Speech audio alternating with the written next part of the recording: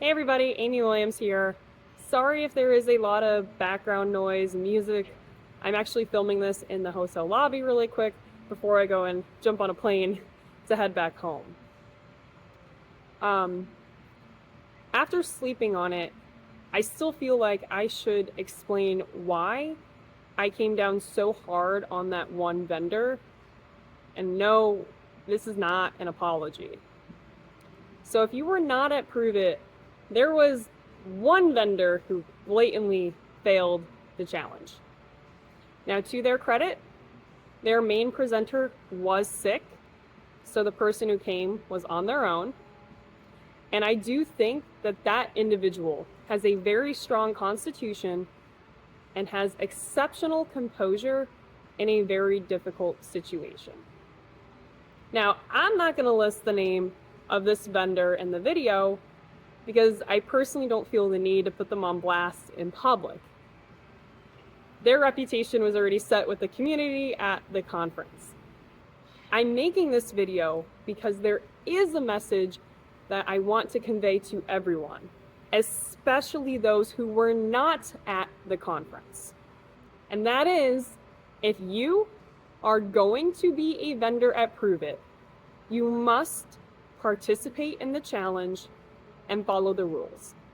Anything else is unacceptable. And that fact is not new. It's been said by Walker. It's on the website. It's on the functional spec. It's on the ticket. It's in the agreement when you sign up to be a sponsor. And yet, we still had someone show up who didn't get the message. ProveIt doesn't happen unless the community can trust that the vendors are going to do the challenge. If that trust gets broken, this is over before it even begins. So to really drive that point home, I'm going to share what happened when someone tried to present without doing the challenge, so that everyone can learn from this mistake and ensure this never happens ever again.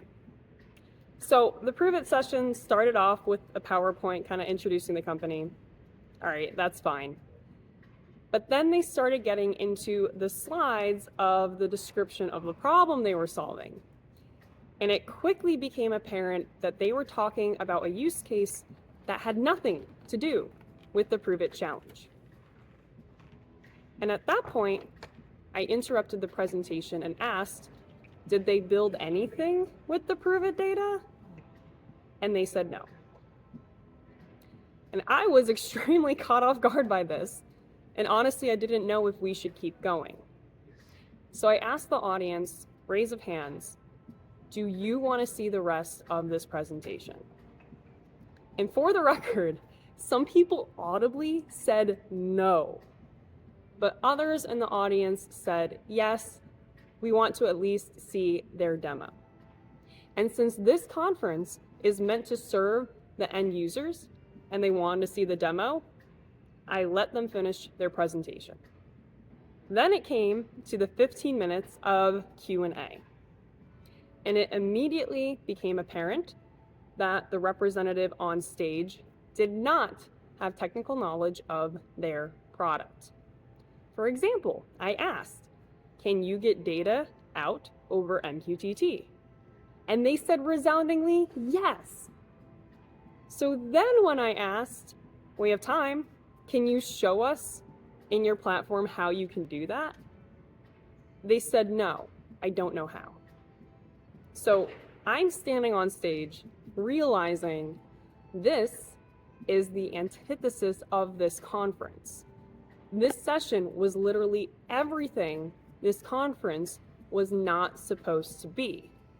There was no challenge, no live demo, no technical details. And now this is when things started to get controversial. I know there are people who did not like how I led the Q&A session.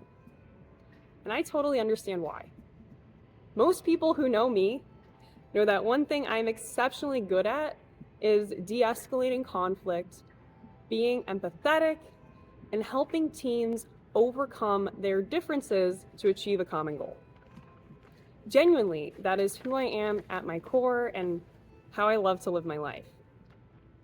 So I think people expected me to try and find the silver lining in the presentation. Point out the vendor's mistake, but then highlight what they did that might be useful for the manufacturer. I did not do that. Instead, I chose to make that Q&A as intentionally long and uncomfortable as possible for everyone. Every comment and critique the audience or I had, I said it straight to their face. That vendor then had every opportunity to defend themselves to the community. But I did not give them an inch.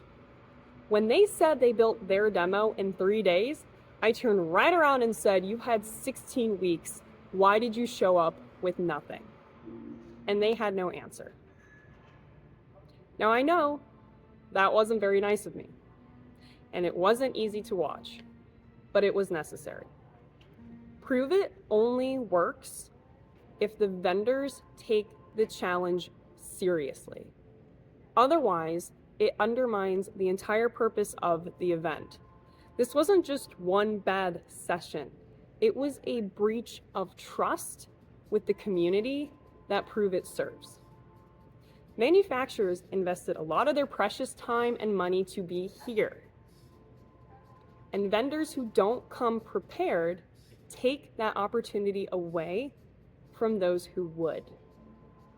There was a long list of vendors who wanted to sponsor ProveIt, but had to be rejected because there wasn't enough room.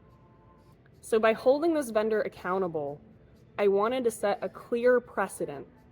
Not adhering to the rules of this challenge is unacceptable, and it will not be tolerated.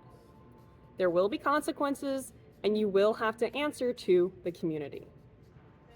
And for those who expected me to be nicer, who thought I would just smooth things over, I didn't, because that wouldn't have served the goal I'm trying to achieve. I'm not here to make vendors comfortable. I'm here to actually drive meaningful change and to give manufacturers the tools they need to produce more for less, so that hopefully in life sciences, we can actually bring down the cost of some of our therapeutics. And the way that I achieve that is by refusing to tolerate those who show up unprepared, waste people's time, and disrespect what this conference is about. Honestly, this conference was a huge success, and I don't want to dwell on this one misstep. I will be making other summary videos, but I felt that this needed to be addressed, especially because ProveIt 2026 is confirmed and it is focused on the life sciences. Now, I know firsthand the life science industry is full of legacy players still operating with that 3.0 mindset. So this event, ProveIt 2026, has the potential to be a turning point for our industry. But its impact depends on end users trusting that what is shown actually works. I don't know exactly what role I will play in ProveIt 2026. I hope it's significant. But I do know one thing.